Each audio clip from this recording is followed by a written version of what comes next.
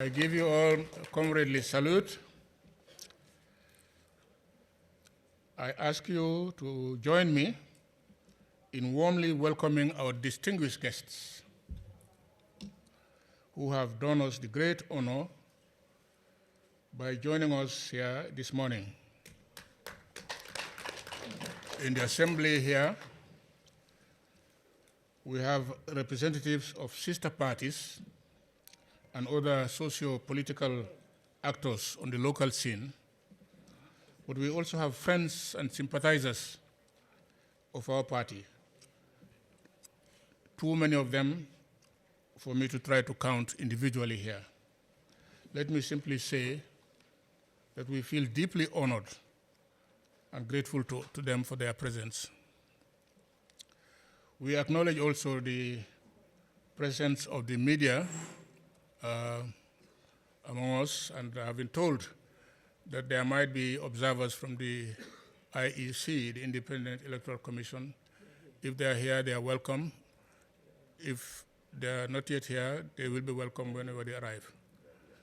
I can see somebody is over there. Welcome.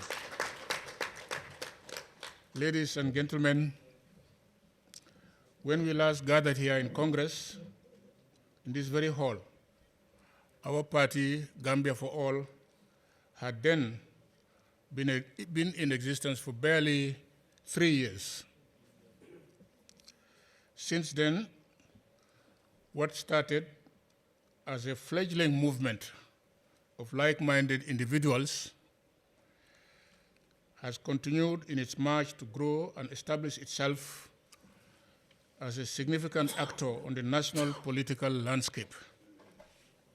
Naturally, this progress has not been achieved without growth pains, given the context within which we operate, a context which sometimes I hear derided as tropical democracy, notorious for the characteristic absence of level playing field essential for democratic competition, with inbuilt obstacles and disadvantages typically stacked on the path of opposition parties.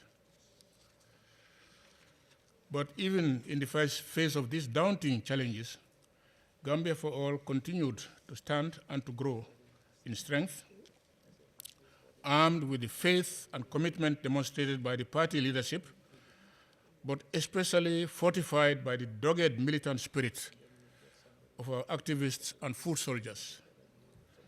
The party continued to grow in strength while remaining faithful to our democratic convictions, faithful to the principle of the rule of law as cornerstone in the progressive state which we aspire to foster, one in which democratic freedoms will be respected, with citizens living living free from oppression. And we match such convictions, such democratic convictions, with steadfast commitment to promoting a free market economy, because we believe that that is the path to follow to best guarantee opportunity for our people to grow and realize their full potential. We see it as the path that will lead our country to prosperity and the path that will go to substantially uphold the dignity of our people through freedom from socio-economic deprivation. This, in a nutshell, is rationale and the essence, the very essence of our option as a party to espouse the principles and values of democratic liberalism as our party's guiding socio-political ideology. Madam Chairperson, before I substantively report on the life and activities of the party since our last Congress, I would like to attempt a quick survey of the environment within which we had to operate. This would help bring out the context and also give perspective to our growth and development as a party. as well as bring out the challenges that we faced and still continue to face. If I start here with the economic situation or the economic conditions, it has to be said that we have been contending in this country for the past 2 years or even more with an environment characterized by depression, by pervasive poverty, and an alarming extent of hardship on the people. It is a situation which led to disillusionment and a growing sense of despair among the populace, driving many among our people to opt today to reserve their energies for the daily struggle to put food on the table for the family. In that situation, partisan political causes are seen as presenting very little interest, which situation leads to a less positive attitude to civic responsibilities. Sadly, indeed, the situation is only fostering a system in which the language of money politics speaks loudest, setting a lopsided stage for the competition that is demanded in democratic politics. In addition to the economic conditions, socio-economic conditions I just referred to, there is the fact of growing polarization that has come to be the dominant feature of politics in the Gambia. For our small nation, which was once widely acknowledged as model for the peaceful disposition of its people and for the sense of oneness that has been consciously cultivated within and among our various communities, it is today a sad reflection of the decline in our politics that controversy repeatedly threatened to mar our elections, first in 2016, and again in 2021. Animosity and tensions generated on these occasions have since persisted and today are sustained by unscrupulous actors whose selfish agenda runs counter to national interest. Of late, Madam Chairperson, talk of dialogue between political players as well as of consensus-building approach to governance have dominated political discourse in the country. In principle, the idea is positive, but in reality, it is still to amount to much more than empty rhetoric, with the evidence of the will to change from old tricks lacking.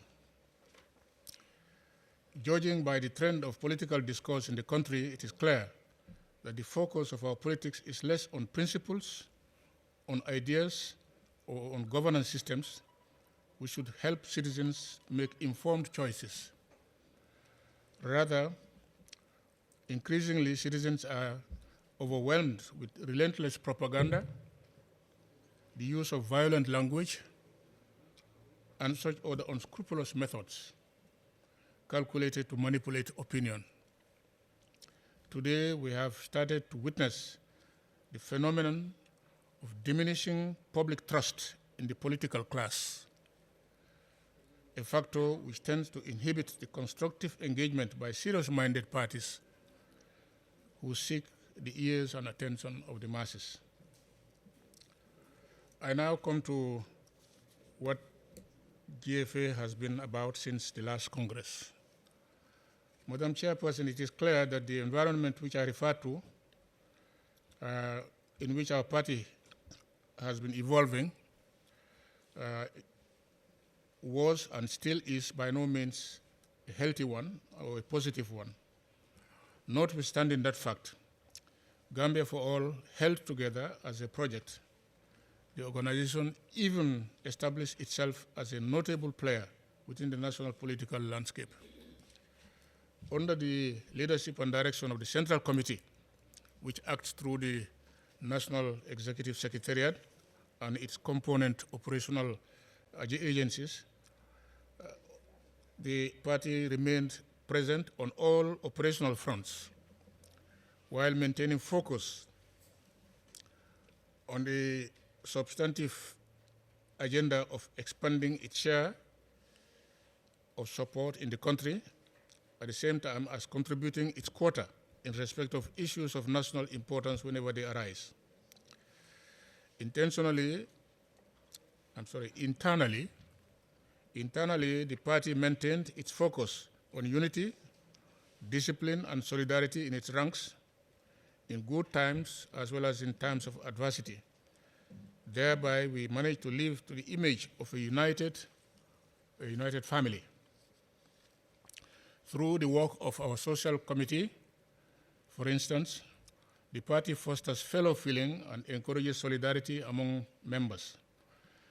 It is appropriate at this juncture, Madam Chairperson, with your permission, that I ask that we pause for a minute to devote a quiet thought to the memory of all our fallen comrades. These are GFA members and sympathizers who have left us since our last reunion. We must remember, Madam Chairperson, the obligation that we owe them. We owe to their memory to continue the struggle which we started with them.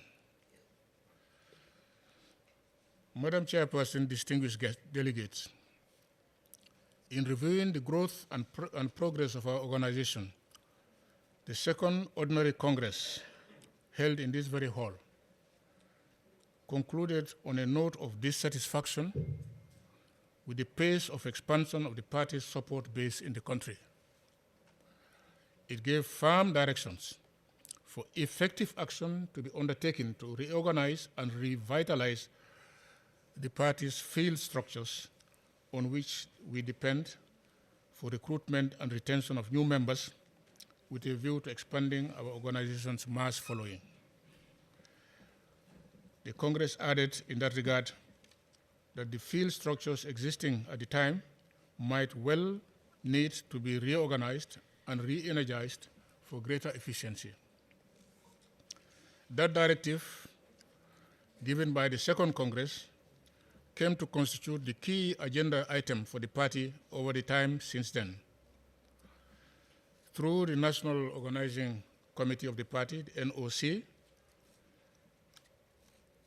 we initiated a broad-based audit which covered structures in both rural and peri-urban areas in order to ascertain the scope of the weaknesses complained of. The conclusions reached from that audit made a very strong case for an overhaul of all the structures at constituency as well as branch levels, but also for the coordination and support mechanisms in place at the area levels to be renewed and clearly, and their roles clearly defined. From that point, the National Organizing Committee was given clear marching orders. Each of the party's 12 constituent area coordination organs needed to be afforded support and assistance to undertake a comprehensive review and reconstitution of their respective constituency level structures. In effect, each of the 53 constituency organizations needed to be revisited, renewed, in keeping with the party's principle of internal democracy. Above the level of constituency structures, the coordination and support mechanisms in place at the area party organization equally came in for overhaul and strengthening. The position and role of the area coordinators or area executive committees where they obtained have been more clearly defined, and the organs who have been given greater visibility and prominence within the chain of the party's field operational structures. The task involved proved challenging, Madam Chairperson. For most part, it called for a major and complex operation. I'm happy to report that as at present, 6 out of the 12 area party organizations have been satisfactorily covered in the reorganization operation, with all their respective constituency structures duly renewed. Some of the areas even reported good start in setting up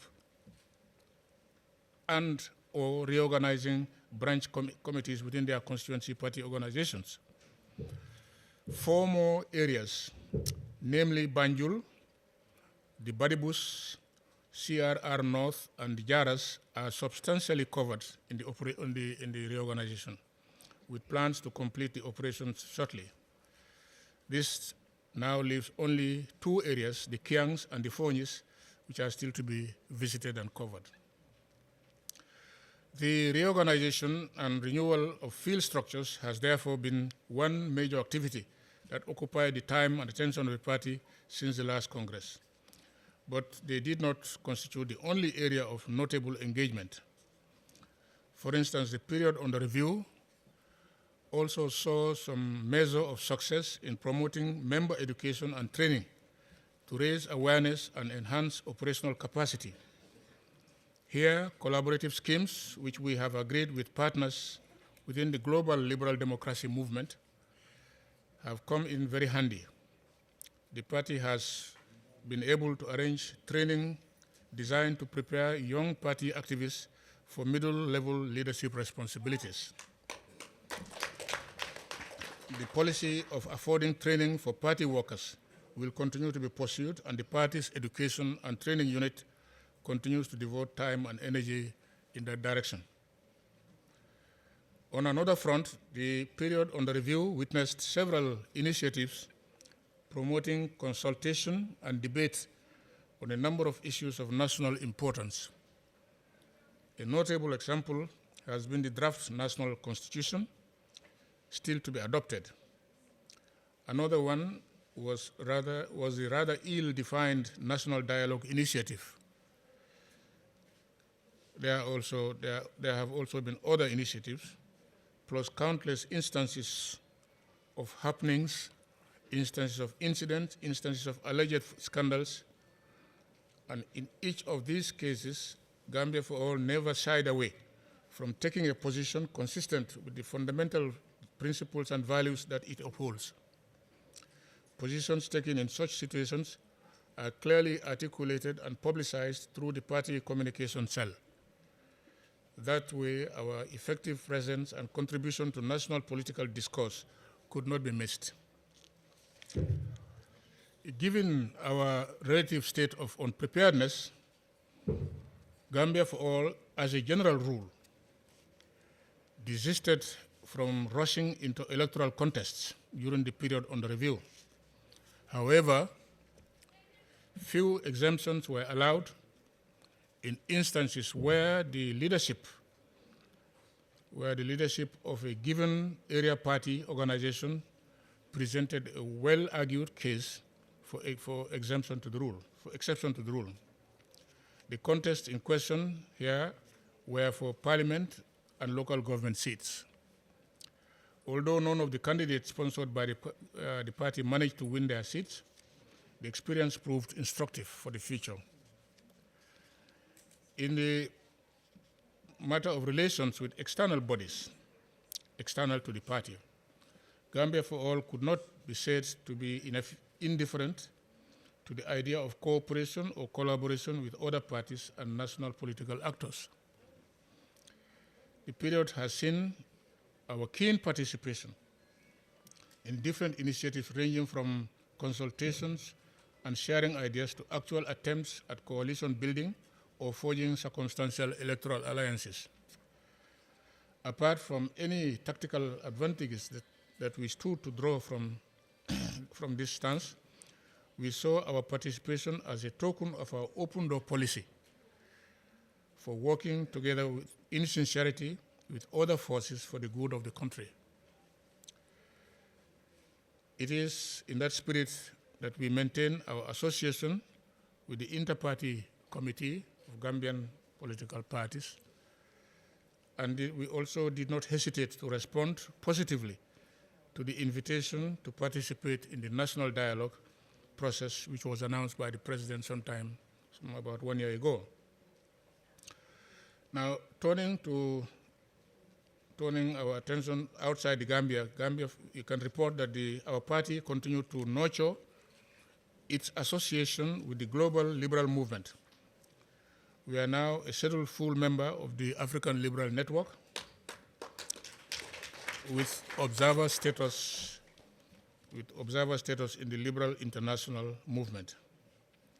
We value this association and have been participating actively in meetings and other programs organized to that end. Madam Chair, distinguished Congress delegates, ladies and gentlemen, I sought in this very brief account to present a summary profile of our party and some of the notable activities that it engaged in. This was all done in your name, delegates, members of the party, over the past 2 years. It could be noted that all the work that went into achieving the results was done by party workers on voluntary basis. All other operational costs were met from resources raised by the party treasurer and the finance committee. You, dear congressists, you are entitled to be provided details of the sources from which the funds were raised, as well as expenditure outlays to show how the monies that were received had been spent. I expect that this will be spelled out in the financial statement to be delivered here.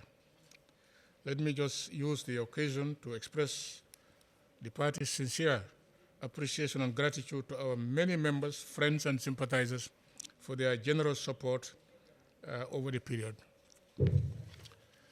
Madam Chair, distinguished Congress delegates, this submission is humbly made in fulfillment of my obligation as Party Secretary General, together with other complementary statements that will be made here, are meant for your appreciation, for your comments, and for any further directions that this Congress may want to give. And this brings me, Madam Chairperson, to the end of my activities report. But I would not like to leave the floor without giving thanks to the party membership as a whole for their continued commitment, for their continued militant spirit that they have demonstrated, that they've continued to demonstrate, and to use this occasion to appeal to them that that precisely is the way to go. We must continue committed to what we believe in as the right cause. And we believe that the Gambia for all is in fact the answer to Gambia's problems. The situation of our country is not the happiest, one must say, to put it very mildly. There was a point in time in history, there was a point in time in 2016 when we had hope that the country would come out of the doldrums into which it had been plunged and maintained for 24 good years by a military dictatorship, a very mindless military dictatorship. 7 or 8 years down the line, one has to accept as a matter of truth that in fact we are still not quite out of those doldrums.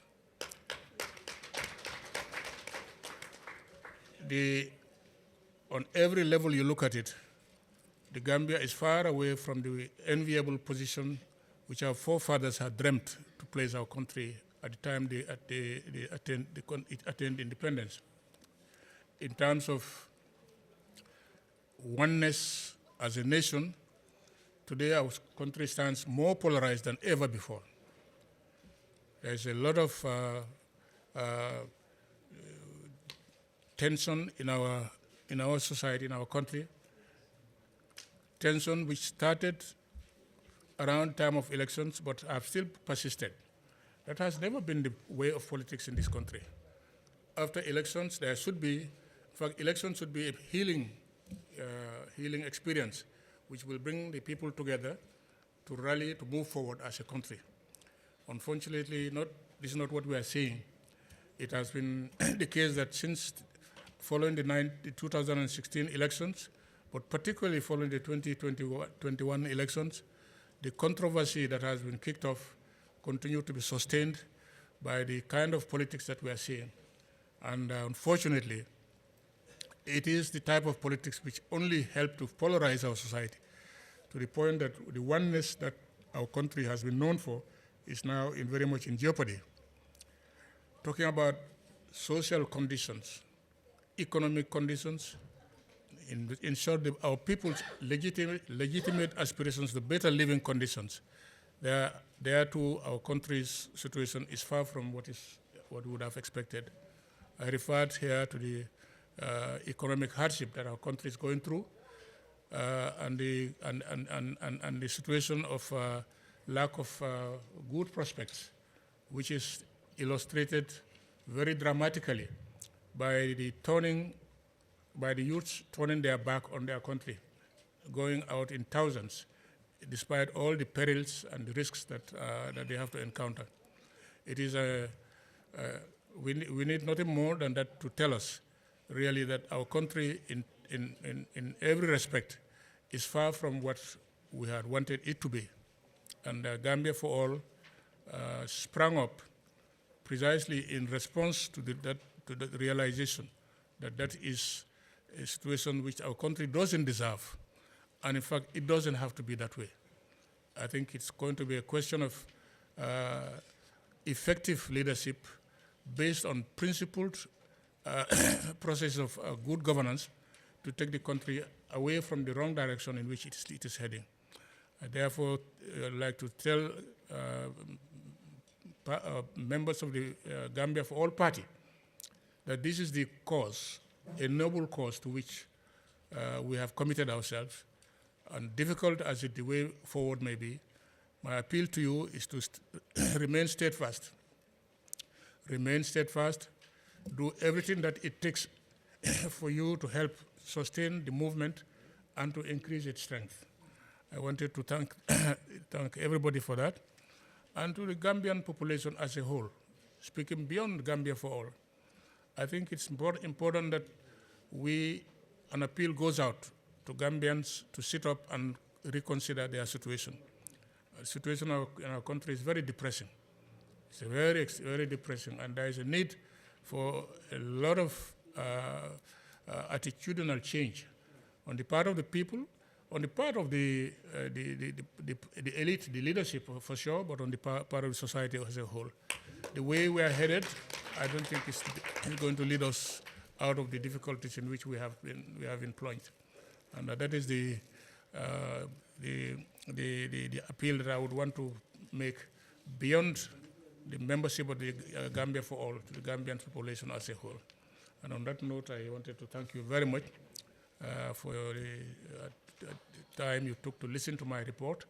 And as announced by the Madam Chairperson, we hope that through our commissions, technical commissions, the reports and the other statements that will come, submissions will be subjected to further scrutiny by delegates and form the basis for any future directions that you want to give to us to carry out.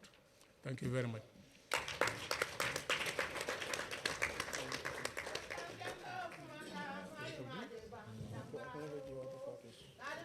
No, I said so.